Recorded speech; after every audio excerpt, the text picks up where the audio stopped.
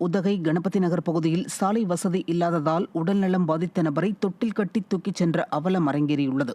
கணபதி நகர் பகுதியில் இதுபோன்ற துயர சம்பவங்கள் அடிக்கடி அரங்கேறும் நிலையில் அந்த பகுதியைச் சேர்ந்த திமுக கவுன்சிலருக்கு பலமுறை மனு அளித்தும் பலனில்லை என பொதுமக்களிடம் குற்றச்சாட்டு எழுந்துள்ளது.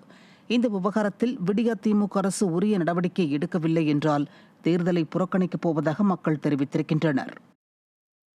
காஞ்சிபுரம் மாவட்டம் ஸ்ரீபெரும்புதூர் பஜார் பகுதியில் சாலையோரத்தில் நிறுத்தப்படும் இருசக்கர வாகனங்கள் மற்றும் சாலையோர கடைகளால் போக்குவரத்து நெரிசல் ஏற்படுவதாக பொதுமக்கள் குற்றம் சாட்டியுள்ளனர்.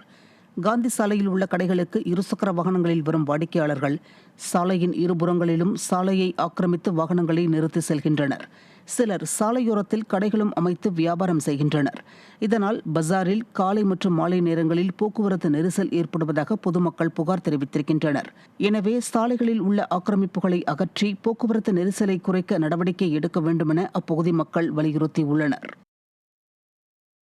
திண்டுக்கல் மாவட்டம் கொடைக்கானலில் கோடை காலத்தை வரவேற்கும் விதமாக பூத்துக் குலுங்கும் ஜிகரண்ட மலர்கள் சுற்றுலா பயணிகளை வெகுவாக கவர்ந்துள்ளது. கொடைக்கானல் மலைப்பகுதியில் வத்தலக்குண்டு மற்றும் பழனி செல்லும் சாலையோரங்களில் இளநீல நிறத்தில் மரம் முழுவதும் ஜிகரண்ட மலர்கள் பூத்துக் குலுங்கி வருகிறது. இந்த மலர்களை குளு சீசனை அனுபவிக்க வரும் சுற்றுலா பயணிகள் ஆர்வமாக கண்டு ரசித்து செல்கின்றனர்.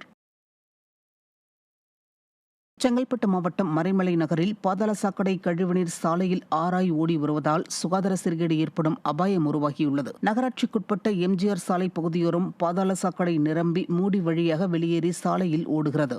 இதனால் அப்பகுதியில் துர்நாற்றம் வீசுவதோடு தொற்றுநோய் பரவும் சூழலும் ஏற்பட்டுள்ளதாக புகார் தெரிவிக்கும் பொதுமக்கள் விரைந்து நடவடிக்கை எடுக்குமாறு விடிய அரசின் நகராட்சி நிர்வாகத்திற்கு கோரிக்கை விடுத்துள்ளனர். கிருஷ்ணகிரி மாவட்டம் மத்தூர் அடுத்த களர்பதி கிராமத்தில் சமுதாய கூடத்தை பயன்பாட்டிற்கு கொண்டுவர வேண்டுமென பொதுமக்கள் வலியுறுத்துகின்றனர்.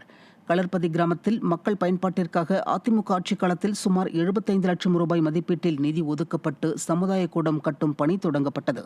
இந்த நிலையில் கட்டி முடித்து 3 ஆண்டுகளுக்கு மேலாகியும் திறக்கப்படவில்லை என பொதுமக்கள் குற்றம் சாட்டுகின்றனர். ஸ்டாலின் அரசின் மெத்தன போக்கால் பல மக்கள் நலத் திட்டங்கள் பயன்பாட்டிற்கு வராமலேயே உள்ளதாகவும் பொதுமக்கள் குற்றம் சாட்டுகின்றனர். காஞ்சிபுரம் மாவட்டம் மணிமங்கலம் அருகே படப்பை குப்பை கிடங்கில் ஏற்பட்ட தீ விபத்தால் சுற்று வட்டாரத்தில் வசிக்கும் பொதுமக்கள் கடும் சிரமம் அடைந்தனர். புஷ்பகிரி சாலையில் 2 ஏக்கர் பரப்பளவில் அமைந்துள்ள குப்பை கிடங்கில் குப்பை கழிவுகள் கொட்டப்பட்டு வருகின்றன.